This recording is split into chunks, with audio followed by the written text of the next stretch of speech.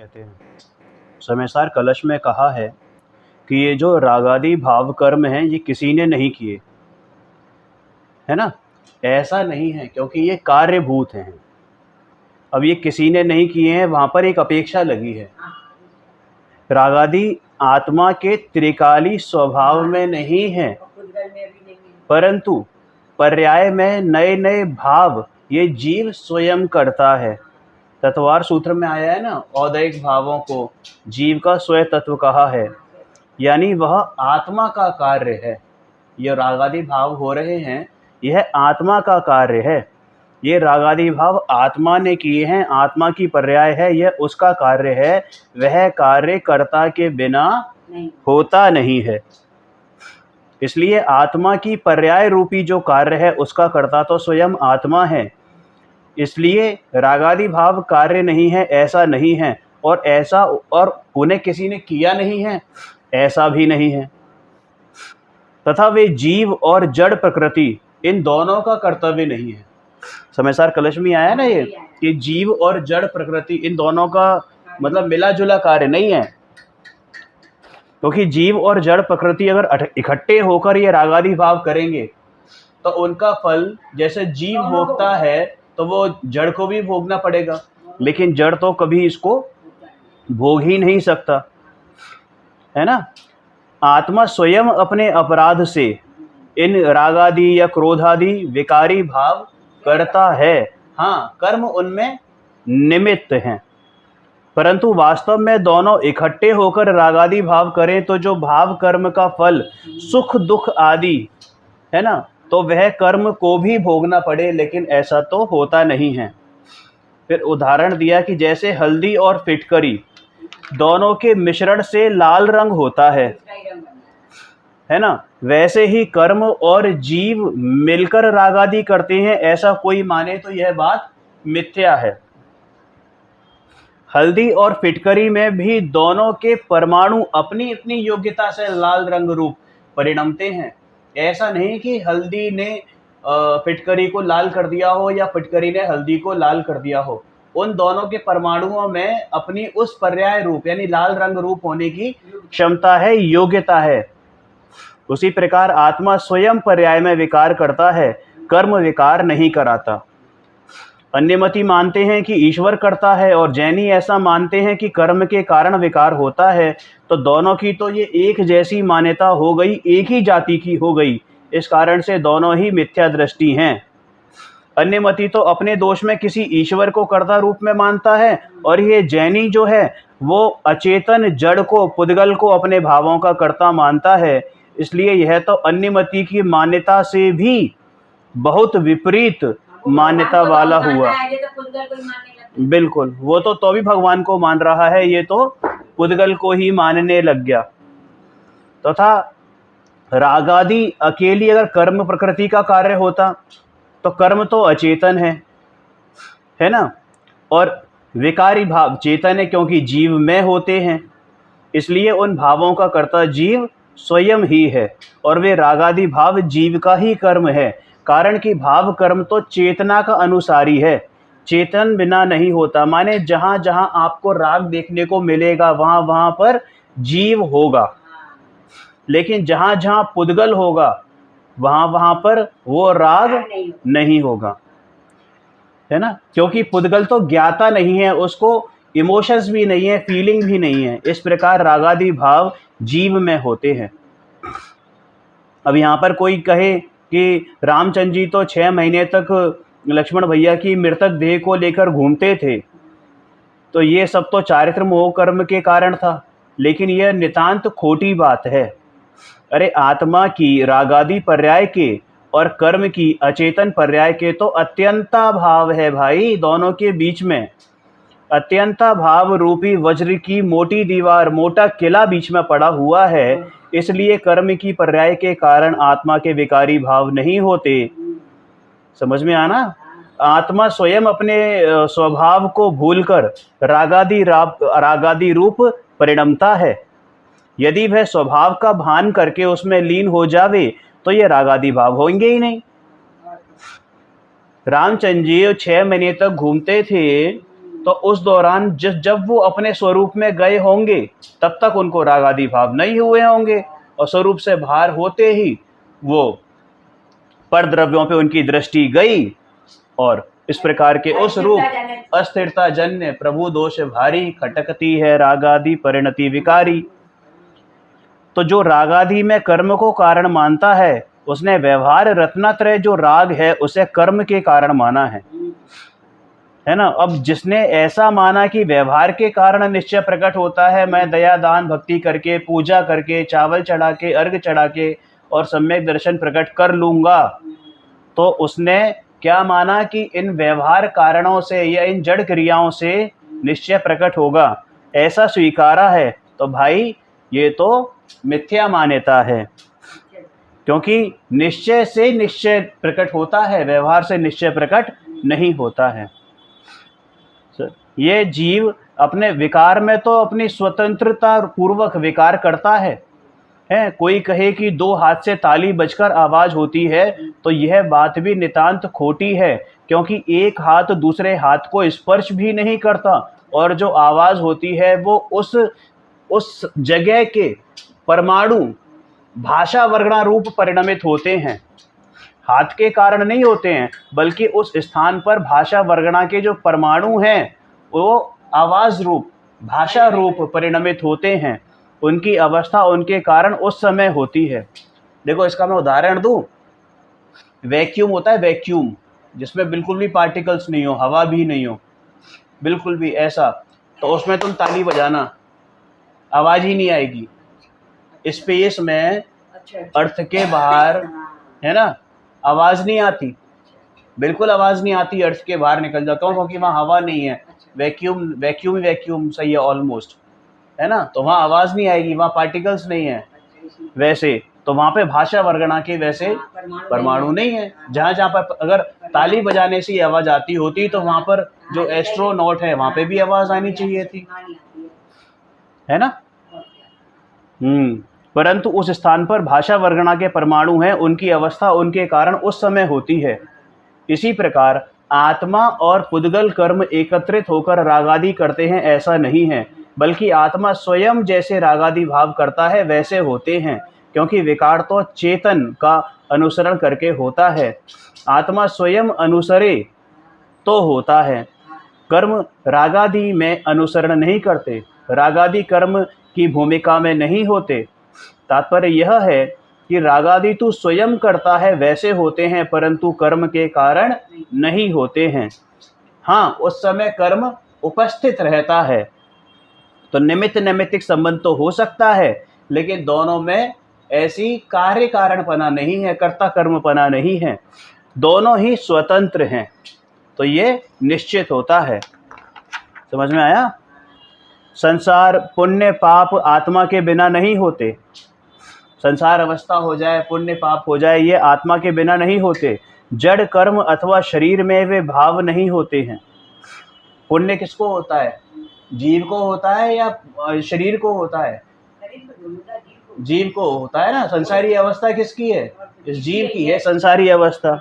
इसलिए आत्मा में वे भाव होते हैं, परंतु जो उन रागादि भावों का निमित्त कर्मों को ही मानकर अपने को रागादि का सर्वथा अकर्ता मानता है, तो उसे स्वयं कर्ता होने पर भी अपने को अकर्ता मानकर निरुद्यमी यानी पुरुषार्थहीन बनकर प्रमादी रहना है। इस कारण कर्मों पर दोष मढ़ता है, परंतु यह तो उसका दुखदायक भ्रम है, यह तो उसका दुखदायक भ्रम है।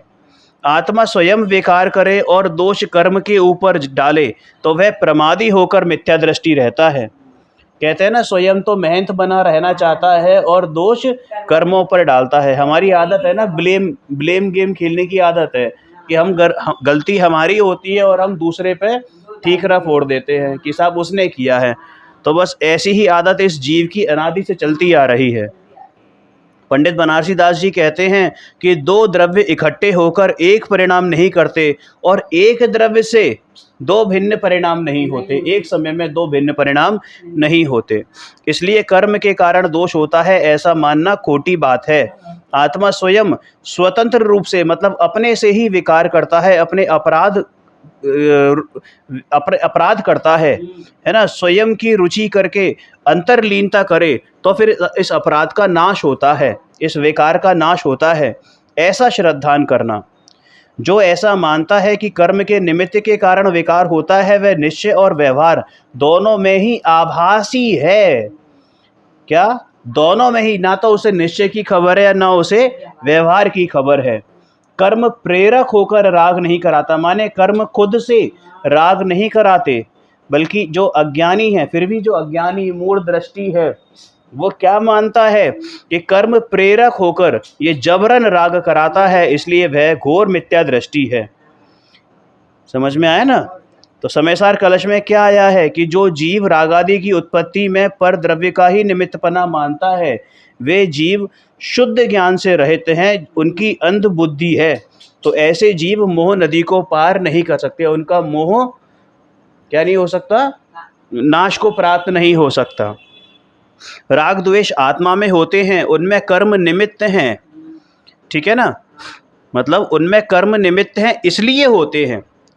कोई ये माने कि आत्मा में राग द्वेष आदि होते हैं और कर्म निमित्त है बस, लेकिन वो कर्मों के कारण नहीं होते हैं, तो वो तो सम्यक दृष्टि। लेकिन कोई ये माने कि आत्मा में राग होते हैं, कर्म उनमें निमित्त होते हैं और वो कराते हैं, वो निमित्त जो है वो करता है, तो निमित्त को उसने क्या मान लिया?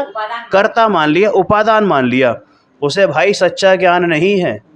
समयसार जी गाथा 75 में ऐसा भी आता है कि विकार और कर्म के व्यापक भाव हैं, लेकिन यह कथन तो विकार को आत्मा में से निकालने के लिए, अपने त्रिकाली स्वभाव की दृष्टि कराने के लिए कहा गया है, दृष्टि का विषय बताने के लिए कहा गया है कि भाई अगर तुझे ये पता है, जैसे कपड़ा मैला हो जाता है, अगर उसे ये भान हो कि मैं इस कपड़े में से इस मैल को निकाल सकता हूँ, माने ये मैल मुझसे जुदा है, तो ही वो उसको हटाने का उद्यम करेगा। और अगर उसने ये मान लिया कि ये कपड़ा, ये मैल जो है इस कपड़े का स्वभाव है, तो वो उसको हटाने का भी उद्यम नहीं करेगा। तो दोनों ही प्रकार के जीव, और कोई ये मान ले उस मैल को देखने के बावजूद भी कि नहीं ये कपड़ा तो शुद्ध ही है, तो वो तो मैले कपड़े को ही पहन लेगा, उसी को शुद्ध मानने लगेगा। तो ऐसे ही कोई जो है रागादि हो रहे हैं, प्रत्यक्ष भाषित हो रहे हैं, और कोई ये मान ले कि ये कर्मों के कारण हो रहे हैं, मेरे कारण नहीं है, तो वो उनको हटाने का भी पुरुषार्थ नहीं करेगा, क्योंकि जब मेरे ही नहीं है तो मैं हटाऊं कैसे। और कोई ये मान ले कि ये मेरे स्वभाव में ही आ गए हैं, तो फिर उनको भी हटाने का पुरुषार्थ नहीं करेगा, क्योंकि उसे मालूम है कि मैं हटा ही नहीं पाऊंगा। बिल्कुल, मेरा स्वभाव नहीं है। भाई इतना ध्यान रखना कि मैं ज्ञानानंद शुद्ध चैतन्य हूँ, इसके भाव बिना जो ये दया दान उपवास आदि करते हैं, तो वह जीव अपना विकार अपने कारण अपनी पर्याय में करता है। उस विकार को, मतलब जो पुण्य आदि के जो उसको शुभ कर्म का वो बंधे, तो वो अपने कारण से वो शुभ राग आया है उसको, है ना, और वो बंधन का कारण है। और अगर वो उनसे ही अपने को धर्म होना मान लेता है, तो वो उसका मोह कभी भी नाश को प्राप्त नहीं हो सकता। जैसा जैसा कर्म का उदय होवे, वैसा विकार हुए बिना नहीं रहे, ऐसा जो मानता है वह कभी भी इस मोह नदी से पार नहीं उतर सकता। कोई ये कहे कि जितना कर्म का उदय है उतना राग होता है, तो जैसे कि जितना बुखार हो उतना ही डिग्री थर्मामीटर में आता है। 4 डिग्री बुखार होवे तो माप में 4 डिग्री आता है, किंतु ये वाला दृष्टांत यहाँ पे सही बैठता नहीं है।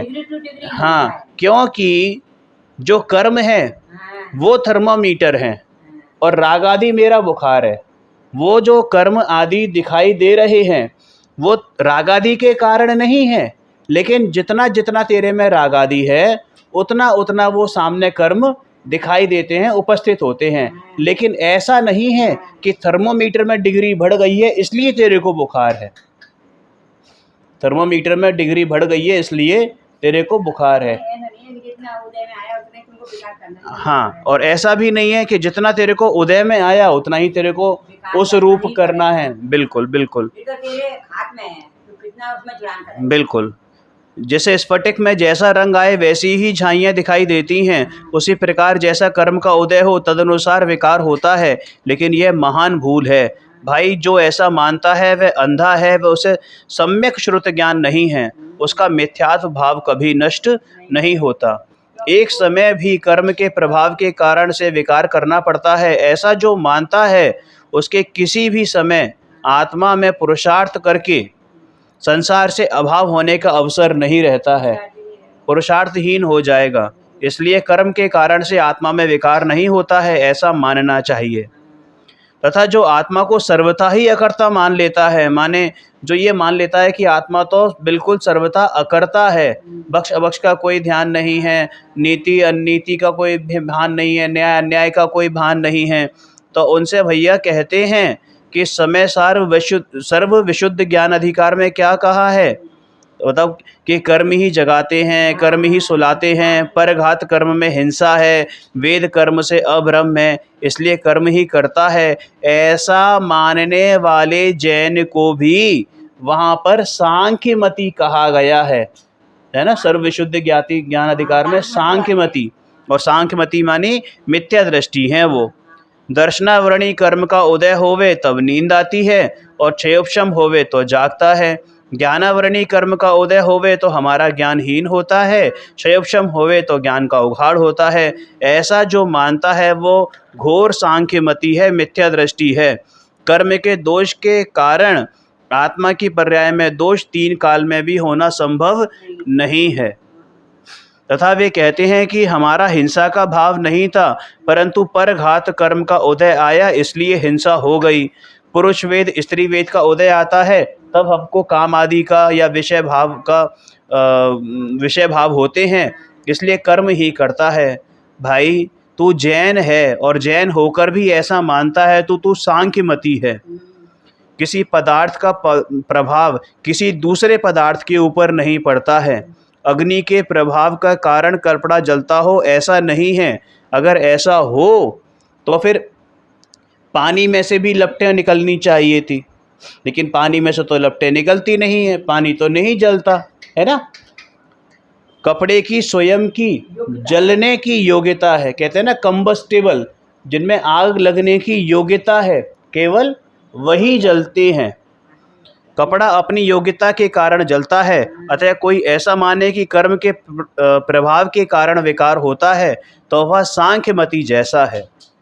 जैसे सांख्यमति आत्मा को शुद्ध मानकर स्वच्छंदी होता है ना, उसी प्रकार यह भी हुआ।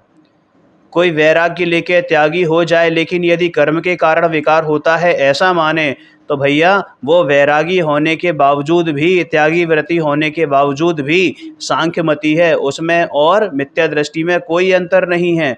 कोई ईश्वर को जगत का कर्ता मानता है तो कोई जैनी होकर भी कर्मों को कर्ता मानता है और कहता है कि देखो मैंने दया पाली है, मैंने दान किया है, मैंने पूजा करी है, मैंने भक्ति करी है, तो दोनों ही मिथ्या दृष्टि हैं। दोनों की कर्तापने की मान्यता एक समान है। जो पाप परिणाम का कर्ता कर्म को मानता है, जो पाप परिणाम का कर्ता कर्म को मानता है, वह आत्मा को पराधीन मानता है, माने कि उसने आत्मा को कर्मों के अधीन सौंप दिया है ना। अन्य मती तो अपने को ईश्वर को सौंप देते हैं और इसने आत्मा को कर्म को सौंप दिया है। अरे ये तो उनसे भी गया बीता है, क्योंकि वो तो ईश्वर को सौंपते हैं जो खुद जीव है, लेकिन ये तो जड़ पुद्गलों को सौंप रहा है, उनसे भी गया बीता है। भाई कर्म के उदय से विकार होता है, ऐसी श्रद्धा से यह दोष हुआ कि रागादि को अपने अपराध से हुए नहीं जाना। मतलब रागादि मेरे में हो रहे हैं लेकिन उनमें अपनी गलती को स्वीकारा नहीं, और जब चूंकि गलती नहीं स्वीकारी तो इसको भय भी नहीं रहा, और भय नहीं रहा तो उनको दूर करने का उपाय भी नहीं किया। पुरुषार्थहीन बनकर स्वच्छंदी होकर बुरे कर्मों को बांधकर अनंत संसार में भटकता रहा। भाई देव शास्त्र गुरु की श्रद्धा आत्मा करता है ऐसा माने और फिर कहे कि रागादि कर्म के कारण होते हैं, तो ये दोनों तो बिल्कुल ही अपोजिट बातें हैं। क्योंकि देवादिक की श्रद्धा भी राग है, उस श्रद्धा को भी कर्म के कारण माना तो वह तो शुभ भाव भी आत्मा नहीं कर सकता, ऐसी उसकी मान्यता है। खुद को देव शास्त्र गुरु की श्रद्धा का कारण मानता है, और फिर कहता है कि ये जो रागादि हैं ये कर्मों के कारण है। तो भाई देवशास्त्र गुरु की श्रद्धा भी तो राग है, तो इसका मतलब वो राग कर्मों के कारण हुआ, फिर तुझे श्रद्धा कहाँ से हो गई? फिर तू क्यों कहता है कि मुझे देवशास्त्र गुरु की श्रद्धा है?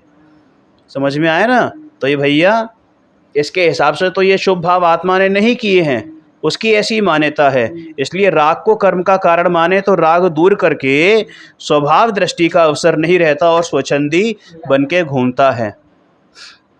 अब लोग जो हैं समयसार ग्रंथ पढ़ते हैं, इसलिए ऐसा तो नहीं कह सकते कि कर्म आत्मा को राग कराता है, लेकिन कर्म के निमित्त के बिना किसी को कोई राग नहीं होता, इसलिए कर्म का असर पड़ता है, निमित्त का प्रभाव पड़ता है, ऐसा तो होना चाहिए। ऐसा कितने ही लोग समयसार पढ़ने के बावजूद भी मानने लगते हैं। लेकिन भाई ये तुम अर्थ का अनर्थ कर रहे हो।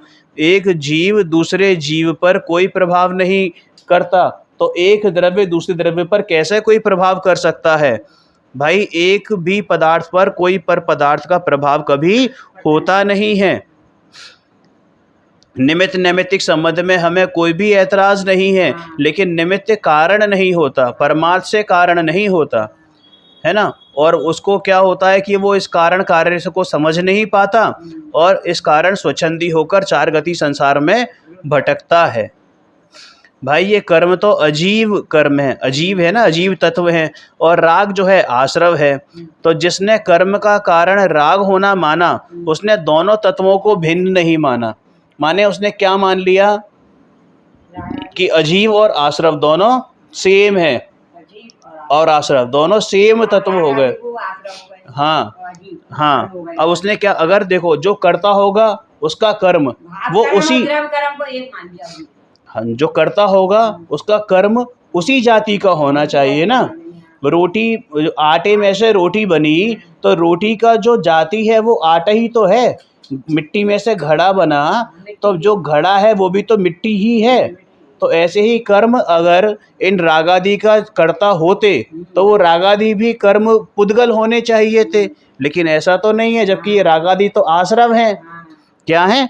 आश्रव हैं। तो इसने क्या हुआ कि अजीव तत्व और आश्रव तत्व को एक मान लिया, तो 9 तत्वों की श्रद्धा तो इसने घालमेल कर दी, खो दी। यानी जीव के 9 तत्वों की श्रद्धा भी यथार्थ नहीं रही, बिल्कुल। और पर के कारण पुण्य पाप होता है ऐसा मान लिया, इसलिए विकार का भय रहा नहीं। तो यहाँ पर 4 पॉइंट बताए हैं, उसको नोट करना कि जिसने रागादि भावों को अपना नहीं माना, उसने अपने को उनका अकर्ता माना, तो वो उनको दूर करने का उपाय करेगा ही नहीं। रागादि का कर्ता अपने को नहीं माना, इसलिए उनका भय भी नहीं रहा। रागादि का भय नहीं रहा, इसलिए उसे मिटाने का उद्यम नहीं किया, पुरुषार्थ नहीं किया।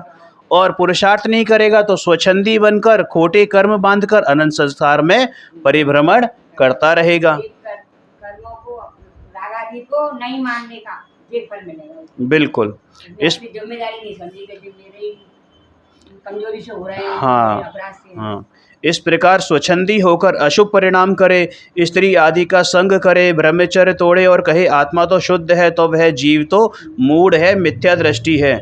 मिथ्यात्व कर्म को बांधकर निगोद में जाता है और अनंत काल निगोद में ही रहता है। अब यहाँ पर एक प्रश्न पैदा हो सकता है कि समय सार में ही ऐसा कहा है कि जो वर्ण आदि और रागादि भाव है वे सब इस आत्मा से भिन्न हैं, तथा वहाँ ही रागादि को पुद्गल में कहा है।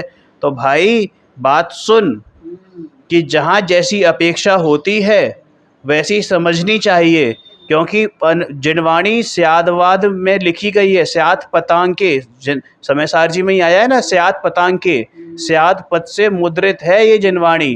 तो वहाँ पर अपेक्षा लगती है, तुझे वहाँ पर स्वच्छंद पने बचाने से ये कहा गया है कि ये पुद्गल के हैं, और उसका कारण ये भी बताया गया है कि ये रागादि भाव मेरा स्वभाव नहीं है, क्योंकि ये मेरा स्वभाव होते तो कभी इनका क्षय नहीं हो पाता और कोई भी अरिहंत और सिद्ध बन नहीं पाता। लेकिन चूंकि इनका नाश हो सकता है, इसलिए इनको पुद्गल में कहा है। और दूसरी बात, जब भी इस जीव की दृष्टि पर द्रव्यों पर जाती है तभी ये उत्पन्न होते हैं। इस अपेक्षा से भी उनको पुद्गल के कर्म या पुद्गल के भाव कह दिया जाता है, क्योंकि ये पर द्रव्य के निमित्त से ये रागादि भाव उत्पन्न होते हैं। इस अपेक्षा से इनको औपाधिक भाव कह दिया जाता है। समझ में आया ना? अब जो मेरा नहीं है, मतलब मेरे में तो है लेकिन मेरा नहीं है, तो उसको पुद्गल के कह दिया जाता है। समझ में आया ना? देवशास्त्र गुरु की श्रद्धा, आगम ज्ञान और कषाय की मंदता ये सब व्यवहार हैं, उपाधि है, मलिनता है। अरे आचार्य अमरचंद्र तक कहते हैं कि जब समय सार की टीका करते समय कि मोह उदय से उनकी परिणति मैली हो रही है, जबकि उनको तो अशुभ भाव बिल्कुल भी रंच मात्र भी छूता नहीं था, बावजूद उसके जो परिणति मैली हो रही है, उन्होंने क्या कहा कि शुद्धोपयोग में नहीं लीन रह पा रहा, बार बार बाहर आता हूँ। तो इस कारण से उन्होंने क्या कहा कि ये अशुद्धता ही है, अस्थिरता ही है। समझ में आया ना? अरे भाई, हाँ, अरे भाई, जिसने शीतलता ऐसी देख ली हो, चख ली हो, उसको तो शुद्धोपयोग रूपी शीतलता जिसने चख ली हो, उसको बाहर आके जो वो शुभ भाव हैं, चाहे प्रशस्त शुभ भाव हो, सातिशय वाले शुभ भाव हो, ऐसा पुण्य हो, वो भी उसको अग्नि के समान झुलसाता ही है। ऐसा लगता है कि अंगारों पे चल रहा हो।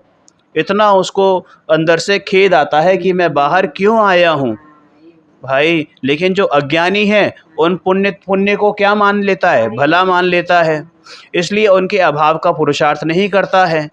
जिससे लाभ माने उसका क्यों नाश करेगा? स्वभाव की रुचि करने से मिथ्यात्व का नाश होता है और स्वभाव में स्थिर रहने से अस्थिरता रूपी राग यानी चारित्र मोह का नाश होता है। लेकिन स्वभाव की अस्थिरता से चारित्र मोह का नाश नहीं हुआ, स्वभाव में स्थिर रहा तो उस समय चारित्र मोह कर्म की ऐसी योग्यता थी कि उनका नाश होना था। ऐसा निमित्त नैमित्तिक संबंध है। इसलिए उन उपाधि भावों को छुड़ाने के लिए वे सब आत्मा से भिन्न हैं और पुद्गल में हैं, ऐसा निमित्त की मुख्यता से कथन है। तो मेरे ही कारण से वो बिल्कुल विकार को रखने के लिए भिन्न नहीं कहा है। गोमर सारजी में आता है कि दर्शन मोह के उदय से मिथ्यात्व होता है, तो भाई समझ कि आत्मा स्वयं मिथ्यात्व भाव करता है, उसमें दर्शन मोह निमित्त है, ऐसा कहना है। वो गोमर सार मुख्य रूप से सिद्धांत उसका, हाँ, न्याय का ग्रंथ, सिद्धांत का ग्रंथ है ना, कर्णानुयोग का ग्रंथ है, तो वहाँ निमित्त प्रधान कथन कहा जाता है। समझ में आया ना? लेकिन यहाँ पर जो बात है, क्या कहा कि आत्मा से रागादि को भिन्न और पुद्गलमयी क्यों कहा है? कि रागादि को छुड़ाने के लिए रागादि को निमित्त की मुख्यता से, अर्थात विकार में निमित्त कर्म है, विकार में निमित्त कौन है? कर्म है, उनकी मुख्यता से कथन करके रागादि उपाधि भावों को आत्मा से भिन्न और पुद्गलमयी कहा है, ताकि तेरे में पुरुषार्थ जागृत हो तो उनको हटाने का भाव कर सके। विकार करता है तो सामने निमित्त होता है। हाँ, है ना? बिल्कुल। तेरी दृष्टि उन कर्मों पे से हटाने के लिए, उन रागादि भावों से हटाने के लिए, दृष्टि पर की तरफ, द्रव्य की तरफ दृष्टि लाने के लिए ऐसा कहा जाता है। लेकिन यह विकार कर्म का है, आत्मा में नहीं है, ऐसी बात नहीं है, क्योंकि यह विकार तो आत्मा में ही देखा जाता है। समझ में आया ना? क्योंकि ये आत्मा की पर्याय में आत्मा के कारण, अपराध के कारण, आत्मा के अपराध के कारण ये उपाधि भाव हुआ है। वो अपने में अपनापन नहीं रहा ना उसका, हाँ, वहाँ से हटा, बिल्कुल। पुण्य पाप आदि विकारी भाव जड़ कर्म के निमित्त से हुए हैं, इसलिए निमित्त की मुख्यता करके शुद्ध उपादान की दृष्टि कराने के लिए पुद्गलमय कहा है। विकार स्वभाव के आश्रय से नहीं होता, परंतु आत्मा स्वयं अपने अपराध से निमित्त का लक्ष्य करके उन बाहरी पुद्गल द्रव्यों का लक्ष्य करता है, तब ये रागादि भाव उत्पन्न होते हैं। इस कारण से वहाँ पर उन कर्मों को, उन पुद्गल द्रव्यों को निमित्त का भाव कहा है। जैसे कोई बनिए का पुत्र कुसंगति में पड़ जाए, बुरी संगत में पड़ जाए, तो उसे कह दिया जाता है कि तेरी संगति के कारण तू खराब हो गया है। लेकिन भाई उसे कुसंगति के कारण या उस कुसंगति में बैठे लोगों के कारण उसकी ये दशा नहीं हुई है, बल्कि उसकी स्वयं के अपराध के कारण कि वो उनकी कुसंगति में जाकर उसने अपने आप को उस रूप ढाल लिया, क्योंकि उसने कुसंग तो स्वयं किया है ना, किसी ने ढकेला थोड़े ही है। बिल्कुल। तो निमित्त की मुख्यता से ये कहा कि कुसंगति के कारण वो बिगड़ गया है। हाँ भाई, कहते हैं कि जैसे वैद्य का प्रयोजन क्या होता है, रोग मिटाने का होता है, तो जैसा मर्ज होता है वैसी दवाई देता है। शीत का मर्ज है तो उष्ण औषधि देगा, और उष्ण है तो शीत औषधि देगा। उसी प्रकार आचार्य भगवान श्री गुरु तो विकार छुड़ाना चाहते हैं, इसलिए जो रागादि को पर का मानकर स्वच्छंदी बनकर पुरुषार्थहीन निरुद्यमी होता है, उसे तो उपादान कारण की मुख्यता से रागादि आत्मा के हैं ऐसा श्रद्धान कराया, तथा जो रागादि को अपना स्वभाव मानकर उनके नाश का उद्यम नहीं करता, तो उसे निमित्त कारण की मुख्यता से ये रागादि पर भाव हैं, पुद्गलमयी है, ऐसा श्रद्धान कराया गया है। अब यहाँ पर क्या है कि अज्ञानी जो है घोटाला कर देता है, कहता है कि भाई तुम तो अजबी बात करते हो कि रागादि आत्मा के भी हैं और पुद्गल के भी हैं। समझ में आया ना? तो भाई ऐसी बात नहीं है। सुन, वस्तुतः तो रागादि उपाधि भाव आत्मा के ही हैं, लेकिन उन्हें छुड़ाने के लिए पुद्गल के कहा जाता है, ये समझना चाहिए। रागादि आत्मा के भी हैं और पुद्गल के भी हैं, ऐसा कहना तो विपरीत श्रद्धान है, ऐसा मानना विपरीत श्रद्धान है। समझ में आया ना? अपेक्षा से कथन होता है तो कह दिया जाता है। जो इन दोनों विपरीत श्रद्धानों से रहित होता है वह आत्मा ऐसा मानता है कि ये रागादि आत्मा का स्वभाव नहीं है, लेकिन किंतु ये जीव कर्म के उदय के समय स्वयं अपने में अपने अपराध से रागादि करता है, तब ये विभाव पर्याय होती है। इसलिए आत्मा स्वयं नैमित्तिक विकार ना करे तो उस समय कर्म निमित्त भी नहीं कहलाएगा। ये सम्यक दृष्टि है। इसलिए यही कहा कि निमित्त मिटने पर, उसका नाश होने पर स्वभाव भाव रह जाता है। यहाँ पर विभाव भाव है, तब वहाँ सामने कर्म का निमित्त है। यहाँ विभाव नहीं होगा तो वो निमित्त भी नहीं होगा। इस अपेक्षा बिल्कुल, इसलिए विभाव भाव का नाश करने का उद्यम योग्य है, ऐसा पुरुषार्थ करना योग्य है। तो देखो भाई, ये निश्चयभाषी 4 प्रकार से भूलें करता है जो हमने यहाँ पर बताई हैं, ठीक है ना। इनमें पहली बात तो क्या की थी कि आत्मा की संसार पर्याय में, अभी वर्तमान में संसारिक पर्याय है और अपने को सिद्ध पर्याय मानता है, माने सिद्ध दशा रूप मानता है। दूसरी क्या मानता है कि संसारी होने के बावजूद भी, है ना, और मति श्रुत ज्ञान का धारी होने के बावजूद भी अपने आप को केवल ज्ञानी मानता है। और तीसरी क्या मानता है कि ये रागादि वर्तमान पर्याय में होते ही नहीं, ऐसा मान लेता है। और चौथी बात क्या मानता है कि ये विकार हैं वो निमित्त के कारण होते हैं, ऐसा मान लेता है। भाई ये चारों ही अभिप्राय वाले मिथ्या दृष्टि हैं। समझ में आया?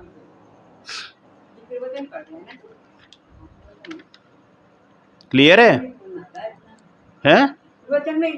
हाँ, देखो यहाँ जो राग द्वेष के कारण से नहीं मानते और निमित्त के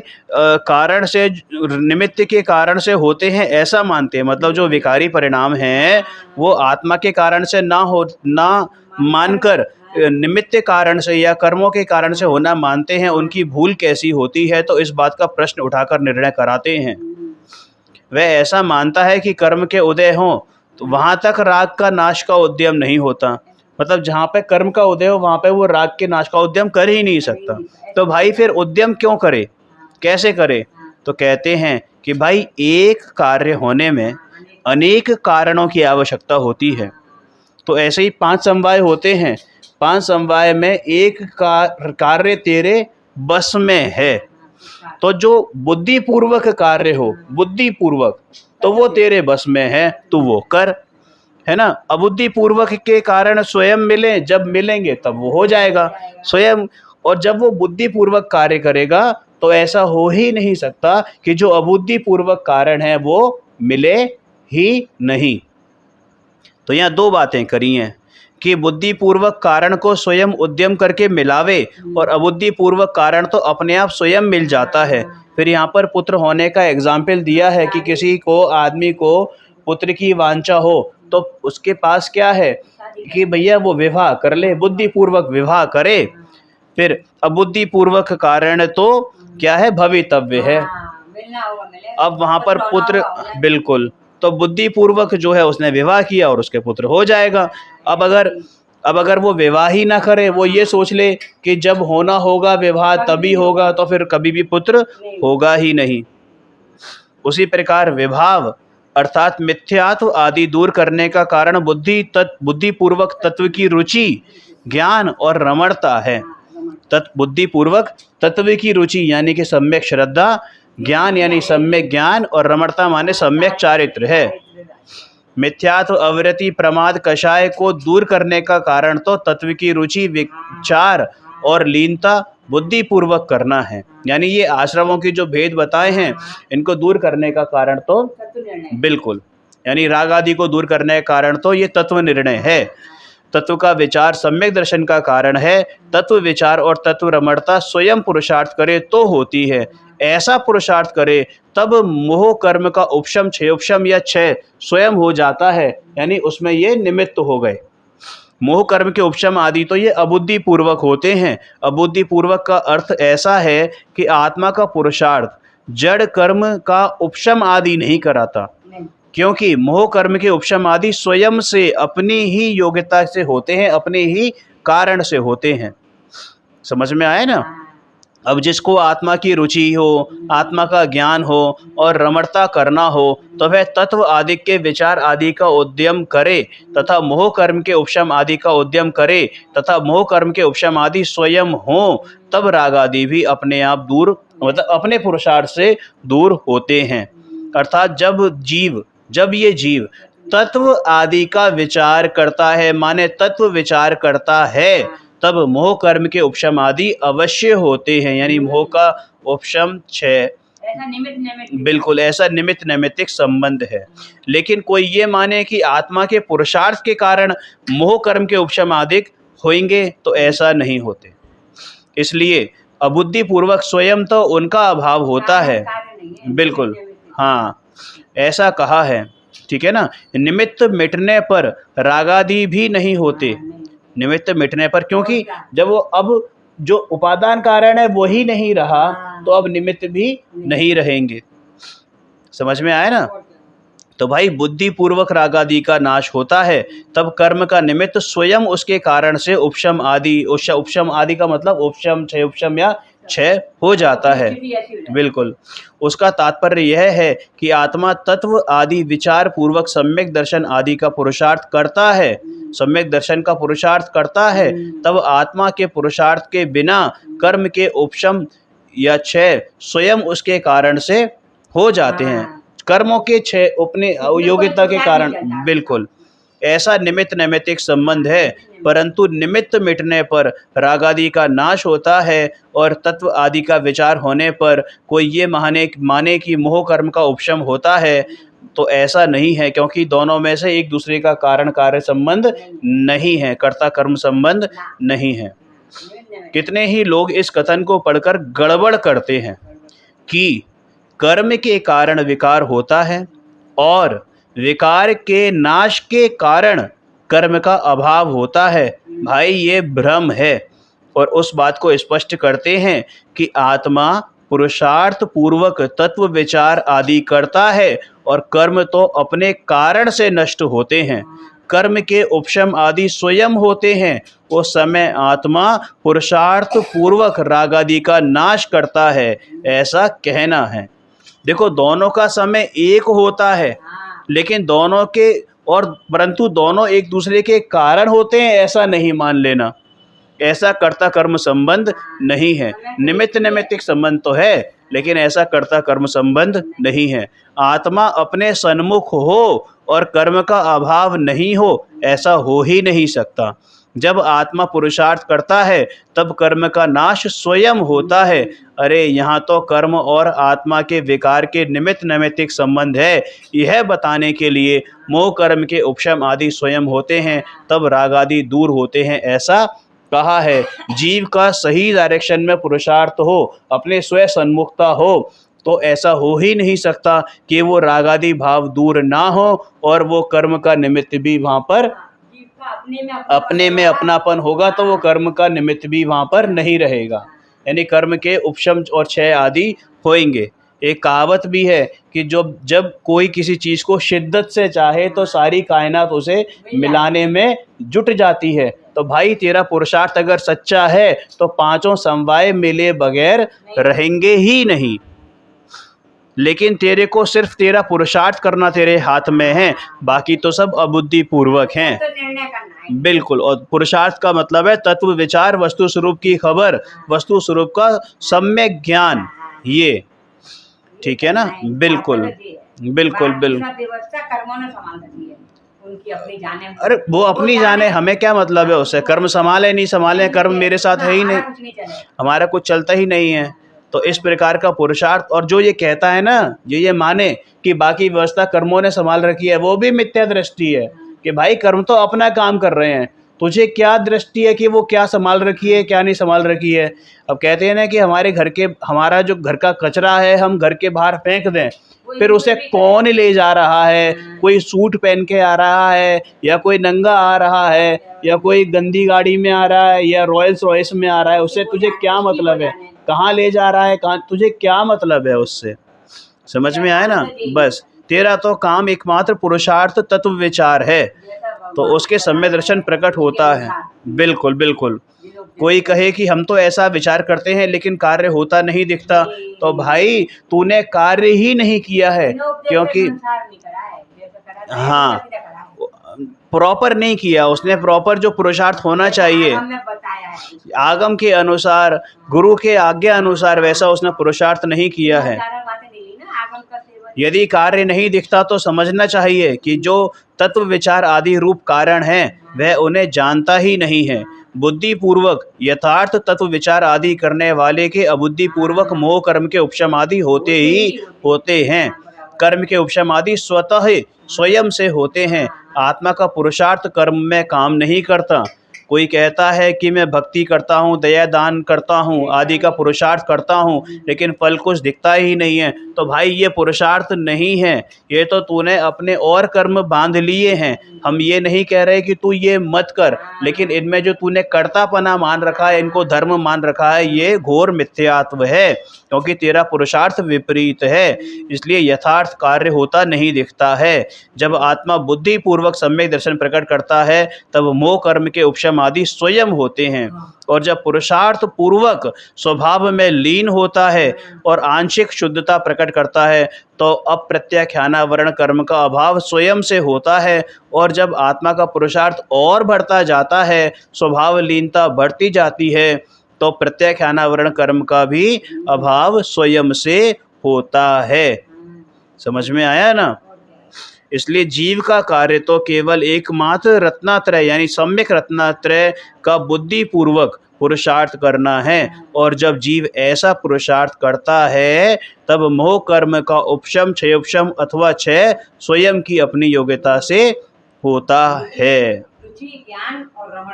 रुचि ज्ञान और रमणता तीनों एक साथ होते हैं। आगे 9वें अधिकार में आएगा कि मोक्ष की प्राप्ति में एक पुरुषार्थ की ही मुख्यता है। तो वहाँ कहा है कि काल लब्धि और भवितव्यता कोई वस्तु नहीं है। बाबूजी भी यही कहते हैं कि काल लब्धि फाल लब्धि कुछ नहीं होती। जिस समय तूने पुरुषार्थ किया और कार्य हुआ, बस वही समय तेरा काल लब्धि है और वही तेरी भवितव्यता कही जाती है। बिल्कुल। कर्म के उपशम आदि तो स्वयं होते हैं। जीव को कर्म का नाश नहीं करना पड़ता। स्थित लीन निज में ही रहूं, सब आश्रवों का क्षय करूं। तो क्षय करने का मतलब ये है कि अपनी वस्तु स्वरूप में लीनता करना, अपने आत्म तत्व में लीनता करना। तो वो आश्रव अपने आप ही चले विलय को प्राप्त हो जाते हैं। अरे भाई, सम्यक दर्शन का अर्थ ही तो तत्व आदि का विचार करता है, तत्वों का विचार करता है। और जो मुनि हैं वो अपने स्वभाव की लीनता के अर्थी होने से उनका पुरुषार्थ करते हैं।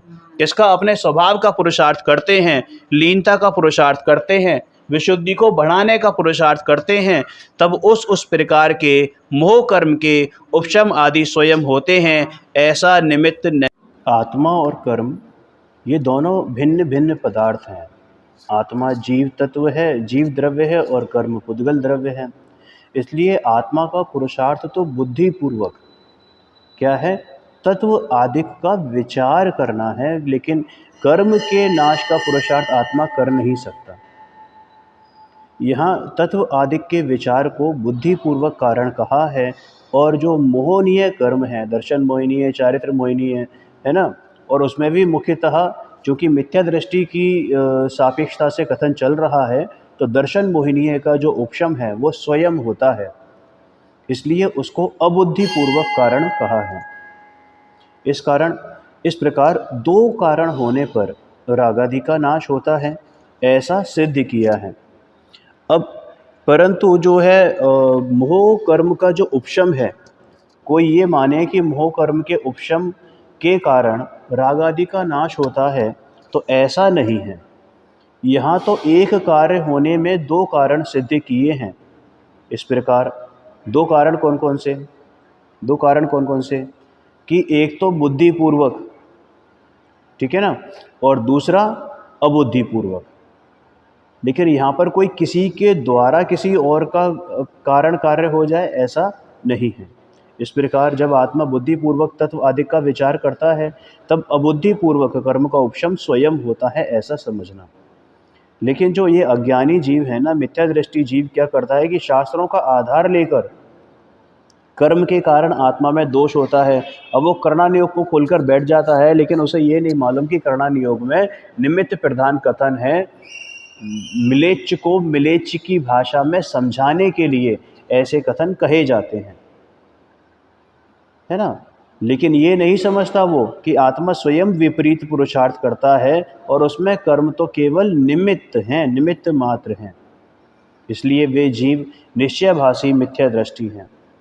बहुत से लोग ऐसा मानते हैं कि आत्मा तो बुद्धिपूर्वक पुरुषार्थ करे, परंतु कर्म नाश हो या नाश ना हो, ऐसा नहीं है। यदि आत्मा सही दिशा में, सही दशा में पुरुषार्थ करता है, मतलब जैसा आचार्य भगवंतों ने बताया है ठीक वैसा ही पुरुषार्थ आत्मा करता है, और कर्म का नाश हो, ऐसा तीन काल में संभव नहीं है। और आत्मा ने पुरुषार्थ किया, इस कारण से कर्मों का नाश हुआ, ऐसा भी संभव नहीं है। समझ में आया ना। आत्मा का सम्यक दर्शन का काल और उसी समय दर्शन मोह के उपशम आदि का काल, दोनों सेम काल हैं, लेकिन दोनों एक दूसरे के अधीन नहीं है, ऐसा समझना चाहिए। अब यहाँ पर एक प्रश्न आता है कि विवाह आदि, जैसे आपने बताया कि पुत्र की वांछा जिसको हो वो बुद्धिपूर्वक विवाह आदि करे, लेकिन ये विवाह आदि भी तो भवितव्यता के अधीन है। तो उस प्रकार तत्व विचार आदि भी कर्म के क्षयोपशम के अधीन है, तो इसलिए तो पुरुषार्थ करना, उद्यम करना सब व्यर्थ हो गया। तो कहते हैं कि तत्व विचार आदि करने योग्य ज्ञानावरण आदि कर्मों का क्षयोपशम तो तुझे अभी है ही, इसलिए उपयोग को वहाँ लगाने को उद्यम कराते हैं। माने तेरे को ये कहते हैं कि तू अभी पुरुषार्थ कर सकता है, क्योंकि तेरे को इतना क्षयोपशम तो अभी के अभी मिला हुआ है। तू संगी पंचेंद्रिय है, असंगी पंचेंद्रिय तो नहीं है कि जिनको क्षयोपशम, वैसा क्षयोपशम नहीं है, तो उनको तो उपदेश दिया नहीं जा सकता। समझ में आया ना। इसलिए आत्मा का उपयोग अज्ञान से पर में लगा, ठीक है। बस हम तो उसकी केवल दिशा बदलवाना चाहते हैं, तत्व आदि के विचार का और श्रद्धा का पुरुषार्थ कर सके, इतना वर्तमान उघाड़ तुझे है, इसलिए हम तुझे उपदेश देते हैं। असंगी जीवों को वर्तमान योग्यता उनके अपने कारण नहीं है। समझ में आ गई ना बात। उनकी जो योग्यता है वो उनके खुद के अभी अपने कारण नहीं है, इसलिए उनको उपदेश देना व्यर्थ है। वहाँ कर्मों का जोर है ऐसा नहीं है, परंतु उन जीवों की योग्यता ही, तत्समय की योग्यता ही ऐसी है। अब होनहार हो तो उपयोग लगे, ये प्रश्न आता है कि होनहार हो तो उपयोग लगे, होनहार के बिना कैसे उपयोग लग सकता है भला। मतलब भला होना होगा तभी हमारा पुरुषार्थ कार्य हो करेगा, अन्यथा नहीं करेगा। देख, यदि तेरा श्रद्धान ऐसा है तो भाई तेरा फिर कभी भला हो नहीं सकता। और फिर दूसरी बात, अगर ऐसी बात है तो फिर तू किसी और कार्य का भी उद्यम मत करना। बीवी बच्चों को संभालने का, घर मकान दुकान आदि को देखने का, इसका भी उद्यम मत कर। खाने का भी उद्यम मत कर, खाना बनाने का भी उद्यम मत कर, पैसे कमाने का भी उद्यम मत कर। वहाँ तो सारी चीज़ें तेरी पूरा एड़ी से चोटी तक का जोर लगा देता है। और यहाँ पर भाई हमें पता है कि तेरा जो है ना अनुराग यहाँ पर है नहीं, तेरे को यहाँ पर प्रीति नहीं है, तेरे को यहाँ पर अपना आत्मकल्याण नहीं करने का है। इसलिए केवल अपनी बात को ऊंचा रखने के लिए ऐसी बातें करता है, माने मान आदि के लिए ऐसी बातें करता है। जो होना होगा वह होगा। यदि तू ऐसा मानता है तो सदैव ही ऐसा मानना, हर फील्ड में ऐसा मान। केवल धर्म ही क्यों बचा हुआ है इस काम के लिए, हर जगह से मानना। फिर तो भाई निमित्त के कारण से राग द्वेष होते हैं ऐसा मानने वाला वर्तमान पुरुषार्थ पूर्वक स्वयं राग द्वेष करता है और अपने को राग आदि से रहित हुआ मानता है। पुरुषार्थ पूर्वक, अब यहाँ भी पुरुषार्थ आ गया ना मिथ्यात्व की तरफ। अपनी स्वयं ही तो राग द्वेष करता है, स्वयं अपराध करता है और दोष जो है दूसरों पर डाल देता है। भाई उसे विकार होने का डर नहीं है और विकार को मिटाने का उपाय भी नहीं करेगा। इस प्रकार निमित्त के कारण से राग द्वेष मानने वाले को दोनों प्रकार के दोष आते हैं, इसलिए वह मिथ्या दृष्टि है। तथा वह पर्याय में कर्म नो कर्म का संबंध होने पर भी आत्मा को निर्बंध मानता है। भाई 14वें गुणस्थान तक कर्म का संबंध है, निमित्त नैमित्तिक संबंध है। आत्मा द्रव्य अपेक्षा से तो सदा काल निर्बंध ही है, अबद्ध पुट अनन्य अविशेष असंजुगत। समझ में आए ना, नियत। परंतु यहाँ तो पर्याय में संसार दशा में पर्याय दृष्टि से कर्म नौ कर्म के साथ अनादि से जो संबंध चला आया है, समझ में आया ना। लेकिन तू क्या मानता है कि यह संबंध है ही नहीं, सर्वथा संबंध नहीं है, तो ऐसा मानता है तो वह भी मिथ्या दृष्टि है। क्योंकि कर्म नो कर्म का निमित्त रूप बंध तो प्रत्यक्ष देखते हैं। ऐसा नहीं कि पहले कर्म न्यारे थे, जीव न्यारा था और किसी ने आकर मिला दिया। अनादि से ऐसा संबंध चला आ रहा है। ज्ञानावरण आदि से ज्ञान का घात देखते हैं, अर्थात उसका निमित्त नैमित्तिक संबंध यहाँ बताते हैं कि आत्मा में अभी वर्तमान दशा में पूर्ण दशा नहीं, ज्ञान की पूर्ण दशा नहीं है, वह निमित्त रूप ज्ञानावरणी कर्म है।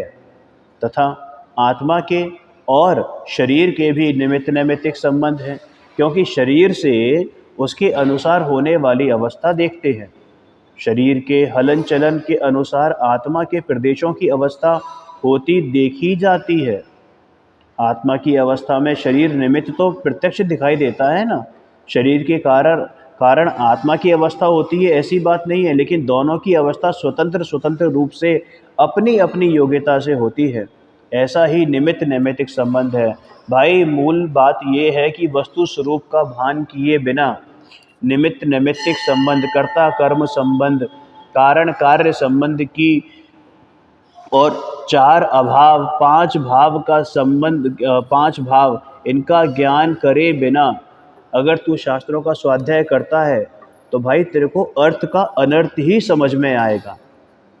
शरीर की अवस्था कोई आत्मा के कारण होती हो ऐसा नहीं है, शरीर की उस समय की योग्यता है वैसी अवस्था होती है। हाँ, आत्मा उस समय वैसा भाव करता है और शरीर की वैसी योग्यता होती है। दोनों में समय भेद नहीं है, इस अपेक्षा से दोनों में निमित्त नैमित्तिक संबंध है।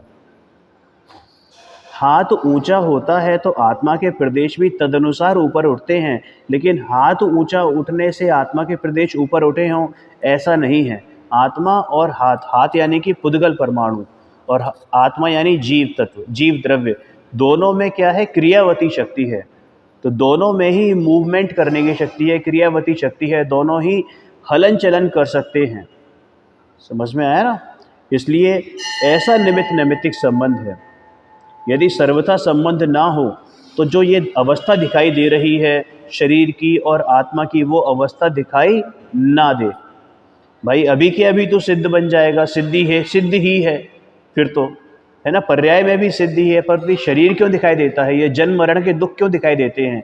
अभी तो गेय आ सकती है और फिर भी अपने आप को क्या मानता है कि गेय मेरा कुछ नहीं कर सकते। बिल्कुल सही बात है, गेय मेरा कुछ नहीं कर सकते, मैं परद्रव्यों का कोई करता धरता नहीं हूँ, लेकिन तू अपना अपराध भी तो स्वीकार नहीं करता है ना, फिर गेय लुब्धता क्यों है, क्यों घर मकान दुकान आदि परिवार में लुटा जाता है, मरा जाता है। भाई जैसा है वैसा मानना चाहिए।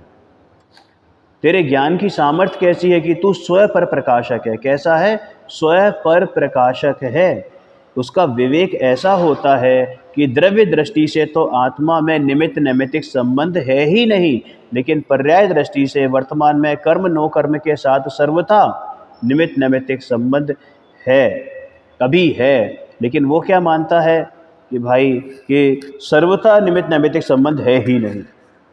हाँ, सामान्य स्वभाव दृष्टि में देखें तो सिद्ध दशा, रागादि और कर्म नो कर्म का संबंध सब अभूतार्थ है। सामान्य स्वभाव दृष्टि से तो सिद्ध दशा भी अभूतार्थ है, क्योंकि तूने पर्याय दृष्टि कर ली।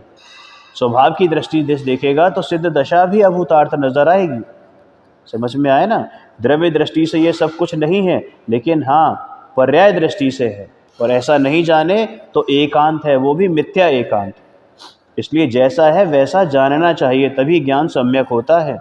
जो पर्याय दृष्टि से कर्म नो कर्म का संबंध नहीं माने तो वह मिथ्या दृष्टि है, और यदि सर्वथा संबंध ना होवे तो वर्तमान सिद्ध दशा होनी चाहिए, लेकिन वैसी दशा तो अभी है नहीं। अर्थात शरीर के निमित्त से आत्मा में अवस्था होती है, ऐसा कर्म नो कर्म का संबंध है, और पर्याय दृष्टि से वर्तमान में संबंध है, ऐसा वर्तमान में बंध है, ऐसा जानना चाहिए। अब यदि वर्तमान पर्याय में ही हम ये मान लें कि सर्वथा बंध है ही नहीं, तो फिर तो मोक्ष मार्गी उसके नाश का उद्यम क्यों करेगा, क्यों पुरुषार्थ करेगा कि मेरे ये कर्म नष्ट हों, आसर्वों को दूर करने का पुरुषार्थ क्यों करेगा। वर्तमान पर्याय में विकार ही ना हो तो उसका निमित्त यदि मोह कर्म यदि ना हो तो फिर पुरुषार्थ करके उसका नाश करने का कोई सेंस बनता है क्या? कि नहीं बनता है। और तू अभी की अभी तू स्वभाव सन्मुख भी नहीं है, तू अभी की अभी स्वभाव सन्मुख भी नहीं है, तो फिर तू कैसे कह सकता है कि ये कर्म तेरे साथ नहीं है, या कर्म और तुझ में निमित्त नैमित्तिक संबंध भी नहीं है, ये राग आदि तेरे में नहीं है, तू कैसे कह सकता है। भाई ज्ञानी तो स्वभाव सन्मुख होकर रागादि का नाश करता है, इसलिए आत्मा को बंधन है ऐसा मानना। समझ में आया ना? आत्मा में वर्तमान वैभाव भाव होता है और उसमें कर्म नो कर्म का संबंध है, उसे निश्चयभासी जीव नहीं मानता। वह कहता है कि जैसे समय सार गाथा 14 जो अभी बोला मैंने, क्या कि आत्मा को तो कर्म नो कर्म से अबद्ध पुट कहा है, तो वह किस प्रकार से कहा है। भाई तू समझ, वस्तु स्वरूप का ख्याल कर, संबंध अनेक प्रकार के होते हैं। वहाँ तादात्म्य संबंध की अपेक्षा से आत्मा को कर्म नो कर्म से भिन्न कहा है, इसलिए आत्मा कर्म में और शरीर में एकमेक हो जाए ऐसा नहीं होता, परंतु आत्मा और शरीर के बीच निमित्त नैमित्तिक संबंध भी नहीं है ऐसा नहीं है। द्रव्य पलटकर एक दूसरे से मिल जाए ऐसा नहीं होता। अतः इस अपेक्षा से आत्मा को अबद्ध पुट्ठ कहा है, अबद्ध स्पृष्ट कहा है। समझ में आया ना? आत्मा पर के साथ एकमेक नहीं होता है, इसलिए उसे अबद्ध स्पृष्ट कहा है। जब आत्मा पर्याय में स्वतंत्रपने विकार करता है तब कर्म निमित्त होते हैं और आत्मा का क्षेत्रांतर होता है, उसमें शरीर का निमित्तपना है।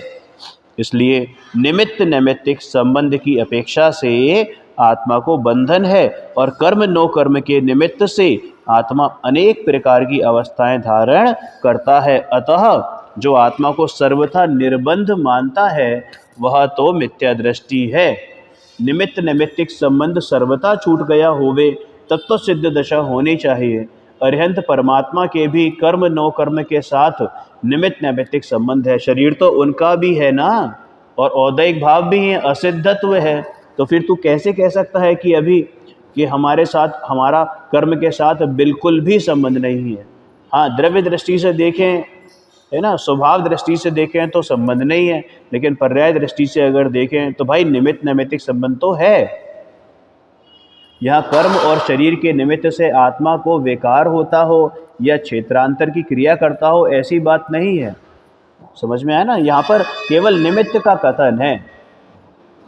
आत्मा की योग्यता से उसी समय ऐसा निमित्त होता है, बस ये ज्ञान कराया गया है। ये निश्चयभाषी मिथ्या दृष्टि जो कि निमित्त को मानता ही नहीं है, उसने तो निमित्त को सर्वथा ही खारिज कर दिया है, उसकी अपेक्षा से ये कथन है। परंतु इसका आशय ये नहीं है कि निमित्त के कारण से आत्मा की अवस्था होती है, इसलिए आत्मा को सर्वथा निर्बंध मानना भ्रम है। तात्पर्य यह है कि आत्मा की पर्याय में जो विकार है वह यथार्थ है, और विकार है तो निमित्त भी है, और यदि विकार ना हो तो निमित्त किस काम का? जब कार्य हुआ ही नहीं, जब कार्य ही नहीं है, तो फिर उसमें वो कारण भी क्यों बने? इसलिए निमित्त नैमित्तिक संबंध में कर्म का बंधन अवश्य है, परंतु इस कारण से ये नहीं मानना कि कर्म के कारण से वो राग उत्पन्न हो रहे हैं।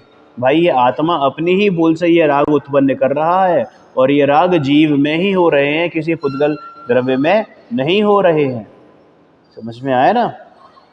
अब यहाँ प्रश्न करते हैं कि हमें तो बंध मोक्ष का विकल्प करना नहीं है, क्योंकि योगसार जी में दोहा 87 में कहा कि जो जीव को बंधा हुआ और मुक्त मानता है वह निसंदते बंधता है। और बनारसी दास जी ने भी तो कहा है, एक देखिए जानिए रमे रहिए एक ठौर, समल विमल न विचारिए यही सिद्ध नहीं और।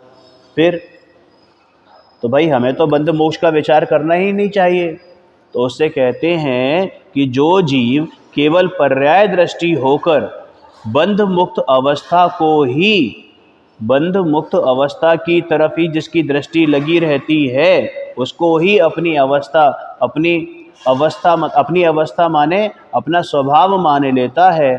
उसने द्रव्य स्वभाव को ग्रहण नहीं किया है, किंतु अकेली पर्याय को ही होना मानता है। उसके लिए यह कहा है, उसके लिए ये उपदेश है कि भाई तू अपनी दृष्टि पर्यायों पर से हटा, क्योंकि पर्याय तो एक समय मात्र की होती है, और अगर तू दृष्टि के विषय में पर्याय लेकर आएगा फिर तो अनंत अनंत अनंत दृष्टि के विषय बन जाएंगे।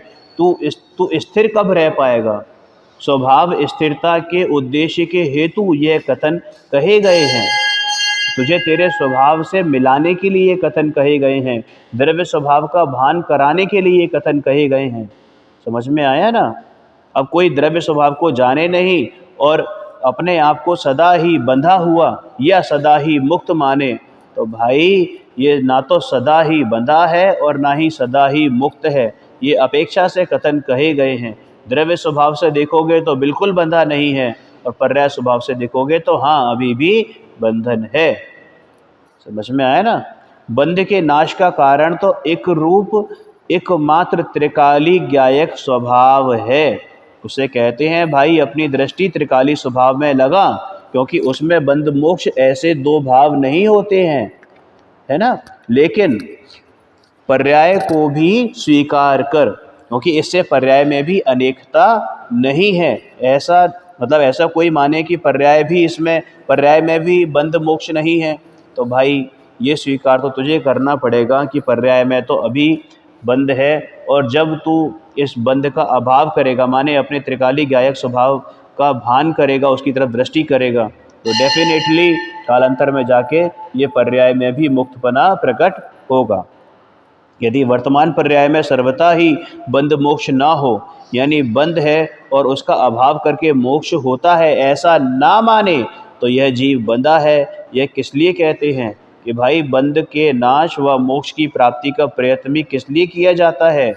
इसलिए पर्याय में बंध है ऐसा मानना चाहिए। यदि तू ये माने कि पर्याय में बंध है ही नहीं, तो फिर भाई ये अनंत अरिहंत और सिद्ध परमेष्टि कैसे बन गए? क्यों उन्होंने पुरुषार्थ करके अपने आप को अरहंत और सिद्ध परमेष्टिपना धारण किया, है ना? कैसे पाया? भाई उन्होंने अपने त्रिकाली शुभ का अवलंबन लिया ना। तुझे पर्याय दृष्टि से हटाने के लिए कथन कहे जाते हैं। त्रिकाली स्वभाव को मुख्य करके, पर्याय को गौण करके, व्यवहार कहकर ये अभाव है, इसलिए ऐसा कहा जाता है। लेकिन पर्याय में विकार है भाई, इसका निर्णय तो तुझे होना चाहिए, इतनी खबर तो होनी चाहिए। देखो दो बातें होती हैं, तत्वार सूत्र में भी आया है, अर्पित अनर्पित सिद्धे, माने जब एक चीज़ को हम मुख्य करते हैं तो दूसरी चीज़ अपने आप गौण हो जाती है। तो ऐसे ही जब द्रव्य दृष्टि से देखते हैं तो पर्याय दृष्टि गौण है, लेकिन अगर हमने पर्याय को, लेकिन उसका मतलब ये नहीं है कि पर्याय का हम अभाव कर दें। पर्याय का बिल्कुल अभाव नहीं हो सकता, क्योंकि पर्याय को अभाव कर दिया तो वो द्रव्य का ही अभाव हो जाएगा। समझ में आया ना? इसलिए पर्याय में अभी बंधता है, तुझे इस बात को स्वीकार करना चाहिए, लेकिन द्रव्य स्वभाव से तू निर्बंध ही है, इस बात की स्वीकृति सर्वोपरि होनी चाहिए। द्रव्य दृष्टि से तो एक ही दशा है और पर्याय दृष्टि से अनेक अवस्थाएं होती हैं, यही मानना योग्य है। देखो आत्मा में जो संसार दशा है वो तो एक समय की है और मुक्त दशा भी एक समय की है, क्योंकि पर्याय तो एक समय मात्र की होती है। अब जो जीव मात्र पर्याय को ही स्वीकारता है, लेकिन आत्मा तो स्वयं ज्ञायक चैतन्य है, उसे नहीं जानता, वह तो बिना शक मिथ्या दृष्टि है ही, है ना। सिद्ध दशा प्रति समय ऐसी ही ऐसी होती है, इस अपेक्षा से उसको सादी अनंत कहा जाता है। संसार दशा एक समय की है, लेकिन चूंकि वो विनष्ट होने वाली है, इसलिए उसको अनादि शांत कहा जाता है। और कोई भी पर्याय कभी दो समय की इकट्ठी नहीं होती। जो द्रव्य को तो नहीं जानता परंतु अकेली पर्याय को ही मानता है, वह मिथ्या दृष्टि है, और जो अकेले द्रव्य को मानता है परंतु पर्याय को नहीं मानता, वह भी मिथ्या दृष्टि है। समझ में आया? पर्याय दृष्टि करने से बंध पर्याय का नाश और मुक्त पर्याय की उत्पत्ति नहीं होती। क्या समझ में आया कि पर्याय दृष्टि करने से बंध पर्याय का नाश और मुक्त पर्याय की उत्पत्ति नहीं होती। मुक्त दशा तो त्रिकाली ज्ञायक स्वभाव के आश्रय से ही प्रकट होती है, इसलिए त्रिकाली स्वभाव को मुख्य करके पर्याय को गौण करना यही यथार्थ मार्ग है। अब कोई ऐसा कहे कि एक म्यान में दो तलवारें नहीं रह सकती, तो भाई द्रव्य दृष्टि और पर्याय दृष्टि दोनों कैसे करें? तो हमने कहाँ कहा कि तू एक साथ दोनों बातें लेकर आ। समझ में आया ना? लेकिन एक म्यान में एक ही तलवार होती है, उस हिसाब से तो देखना। लेकिन तलवार के दो पहलू होते हैं, दो भाग होते हैं, एक धार वाला और एक बिना धार वाला, है ना। तो वे म्यान में एक साथ ही रहते हैं। जिस समय तू धार वाले का यूज़ करता है तो बिना धार वाला गौण होता है। उसी प्रकार आत्मा में त्रिकाल स्वभाव है और पर्याय, यानी कि एक जो द्रव्य के दो स्वभाव होते हैं, एक ध्रुव स्वभाव और एक पर्याय स्वभाव। तो ध्रुव स्वभाव है वो कैसा है? अचल है, अपरिणामी है, उसको कूटस्थ भी कह देते हैं। लेकिन जो पर्याय स्वभाव है वो कैसा है कि वो चल है, वो परिणामी है, यानी प्रति समय बदलने वाला स्वभाव है। ठीक है, तो एक को मुख्य रख के दूसरे को गौण करने वाली यहाँ पर बात आती है। आत्म वस्तु तो अनादि अनंत है और पर्याय एक समय की है। जैसे एक पुरुष 500 धनुष का हो और उसके पैर के एक भाग में लोहे का तार बंधा हो और उसके हाथ में उस बंधन को काटने के लिए कोई औजार हो, तो वह बंधन और बंधन को काटने की छुरी दोनों एक भाग हैं, परंतु उतना ही पुरुष नहीं है। उस प्रकार से ही बंध मोक्ष तो एक समय की पर्याय है, उतना ही आत्मा नहीं है। आत्मा तो त्रिकाली ध्रुव ज्ञायक चैतन्य मूर्ति है और पर्याय तो एक समय की है। ये दोनों होकर संपूर्ण आत्मा हैं, यानी द्रव्य यानी कि ध्रुव स्वभाव और पर्याय स्वभाव, ये दोनों मिलकर एक अखंड आत्मा बनाते हैं। दोनों को अलग अलग कभी नहीं कर सकते। यानी कि मुख्य गौण तो हो सकता है, लेकिन उसमें से किसी एक का अभाव मान लिया जाए, ये तो संभव ही नहीं है। इसलिए आत्मा को सर्वथा निर्बंध मत मानना। हाँ, वर्तमान में पर्याय में बंध है, लेकिन वह बंध त्रिकाली स्वभाव में नहीं है। बंध और आत्म स्वभाव का तादात्म्य संबंध नहीं है। तादात्म्य संबंध माने उसी रूप होने वाला संबंध नहीं है। तादात्म्य संबंध कभी भी नष्ट नहीं होता, जैसे ज्ञान का और आत्मा का तादात्म्य संबंध है। समझ में आया ना? लेकिन ऐसा कोई जो नहीं माने, वह निश्चयभासी मिथ्या दृष्टि है, इसलिए उसको निरंतर बंध होता है और वह संसार में परिभ्रमण करता है। जिसको द्रव्य गुण पर्याय का पता नहीं और जो सातों तत्वों को भिन्न भिन्न यथार्थ नहीं मानता, वस्तुतः वह तो दिगंबर जैन ही नहीं है भाई। दिगंबर जैन होने के लिए सबसे पहली क्वालिफिकेशन द्रव्य गुण पर्याय का ज्ञान होना है, उसका भान होना है। समझ में आया ना? इसलिए त्रिकाली स्वभाव एक रूप है और पर्याय में अनेकता है, ऐसा मानना योग्य है। पर्याय में राग नहीं और निमित्त भी नहीं, ऐसा मानने वाला तो अन्यमति मिथ्या दृष्टि है। परंतु निमित्त है इसलिए मेरी विकार की पर्याय है, ऐसा मानने वाला भी अन्यमति की तरह ही मिथ्या दृष्टि है। जब आत्मा अपने पुरुषार्थ में विभाव भाव का नाश करता है ना, तब निमित्त रूप जो कर्म उसका उसके कारण से स्वयं नाश होता है।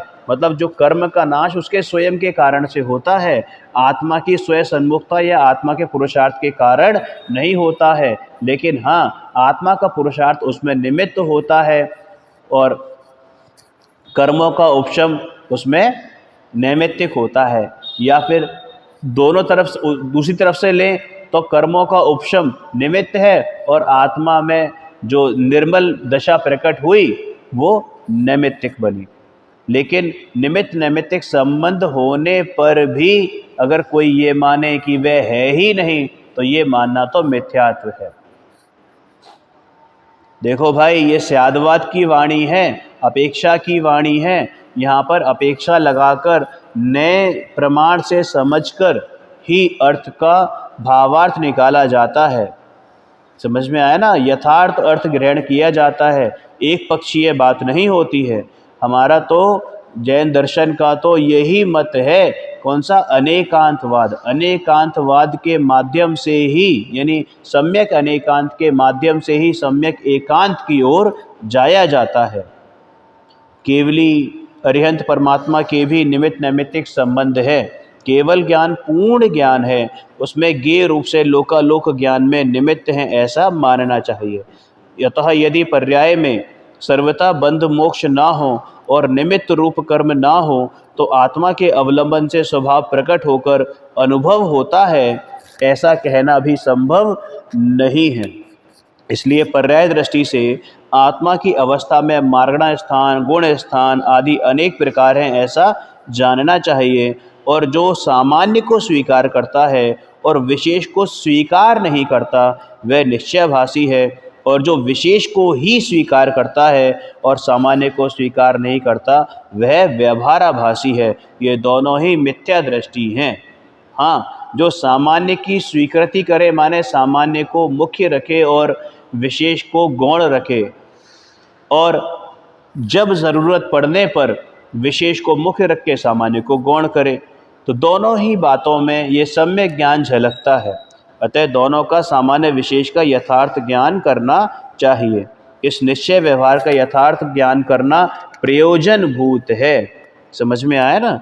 इसी ग्रंथ में आगे कहा है कि जीवादि द्रव्यों अथवा तत्वों को पहचानना और जो त्यागने योग्य मिथ्यात्व आदि हैं उन्हें जानना तथा ग्रहण करने योग्य सम्यक दर्शन आदि को भी भली भांति जानना तथा निमित्त नैमित्तिक संबंध को भी यथार्थ रूप से जानना चाहिए, क्योंकि इन्हें जानने से मोक्ष मार्ग की प्रवृत्ति होती है।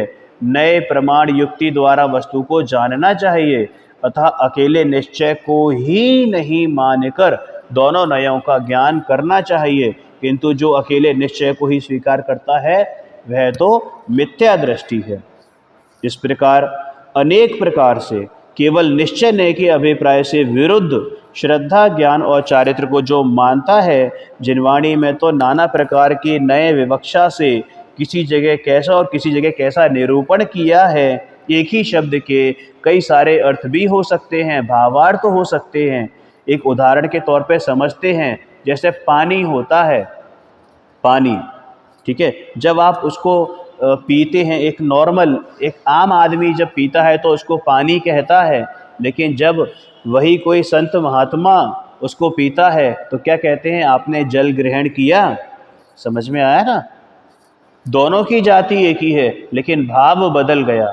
और जब उसी से भगवान का अभिषेक होता है तो वही जल क्या बन जाता है? प्रासुक, गंधोदक बन जाता है।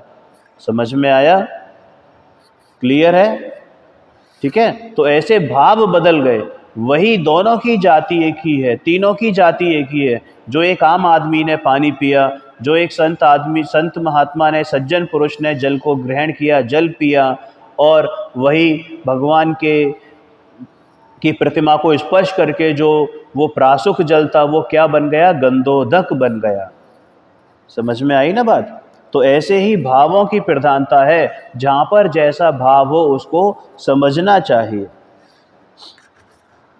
क्योंकि अगर ऐसा नहीं समझेंगे, भली भांति नहीं समझेंगे, तो यह अज्ञानी अपने अभिप्राय से जहाँ तहाँ जैसा तैसा, है ना, अपनी मूढ़ बुद्धि से कुछ भी अर्थ का अनर्थ निकालता रहेगा, ठीक है ना, और मिथ्या दृष्टिपने को धारण करता रहेगा।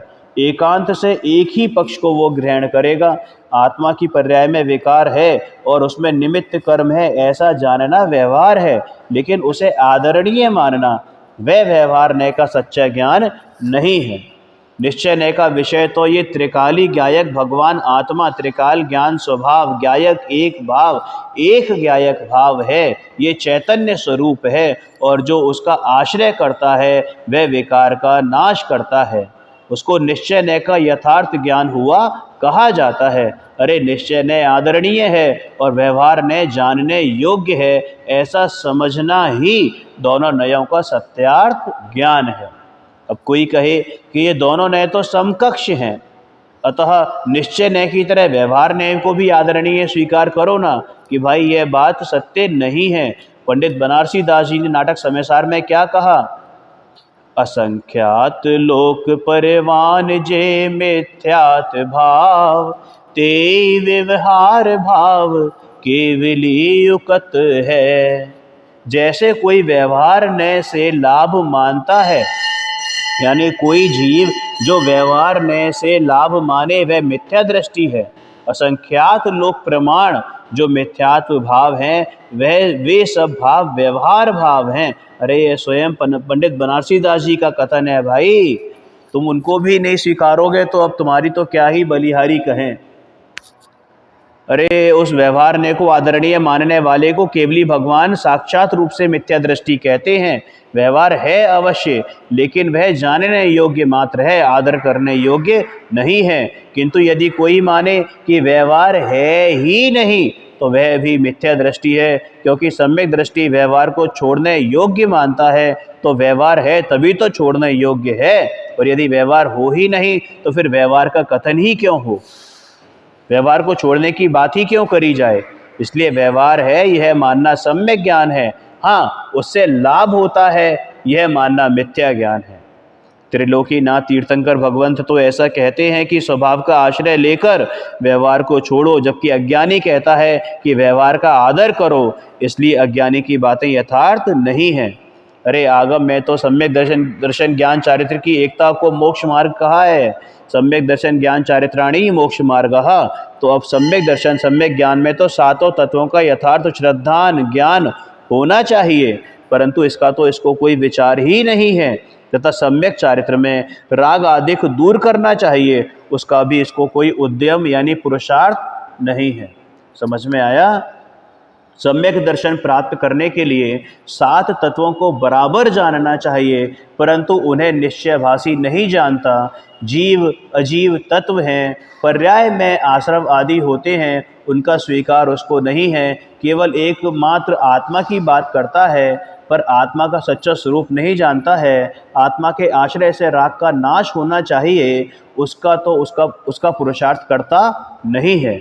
भाई चारित्र का अर्थ ऐसा है कि विकार को टालना और अंतरंग विशुद्धि का बढ़ना, लेकिन ये क्या मानता है चारित्र को कि दया दान पूजा भक्ति को ही चारित्र मान लेता है।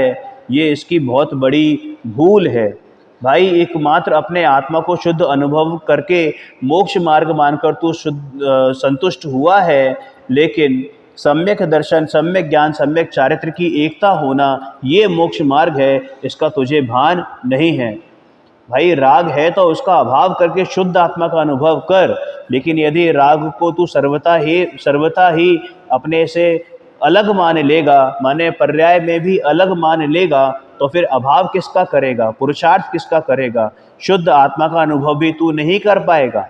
इसलिए सात तत्वों का यथार्थ श्रद्धान ज्ञान करना चाहिए, है ना। सात तत्वों को जैसे हैं वैसा नहीं जाने तो सम्यक ज्ञान नहीं होगा। अरे प्रभु, तू भगवान आत्मा चैतन्य मूर्ति है, चैतन्य की मूर्ति है, अभी की अभी समय सार है, समय का सार है। और ये सारे पुद्गल आदि क्या है? ये पर द्रव्य हैं। आत्मा में विकार होता है वह आश्रव है, और ज्ञायक भगवान आत्मा में श्रद्धा ज्ञान चारित्र यानी श्रद्धा ज्ञान रमणता वह संवर और निर्जरा है, तथा पूर्ण शुद्धि वह मोक्ष है। इस प्रकार सातों तत्वों की तो निश्चयभाषी को खबर ही नहीं है, और वह उन्हें जानने का उद्यम भी नहीं करता। मात्र आत्मा को शुद्ध अनुभव करना ऐसा मानकर संतुष्ट हो जाता है, और उसे सही मायने में तो आत्मा का शुद्ध अनुभव हुआ ही नहीं है। आत्मा के वर्तमान शुद्ध अनुभव नहीं होने पर भी वह भ्रम से ऐसा मानता है, और शुद्ध अनुभव के अभ्यास के लिए ऐसा चिंतन करता है कि मैं अभी के अभी सिद्ध समान शुद्ध हूँ, मैं अभी के अभी केवल ज्ञानादि सहित हूँ, मैं अभी के अभी द्रव्य कर्म नो कर्म भाव कर्म से रहित हूँ, मैं परमानंदमयी हूँ, जन्म मरण आदि मेरे दुख नहीं हैं। देखो भाई, ये बात बिल्कुल सच है, लेकिन जब स्वभाव पर दृष्टि हो। लेकिन अगर कोई ये मान ले कि पर्याय में भी ऐसा है, तो वह तो मिथ्या दृष्टि है। समझ में आया? इसके बारे में आगे वर्णन आगे की कक्षा में। तभी तक के लिए सभी को सादर जय जिनेंद्र।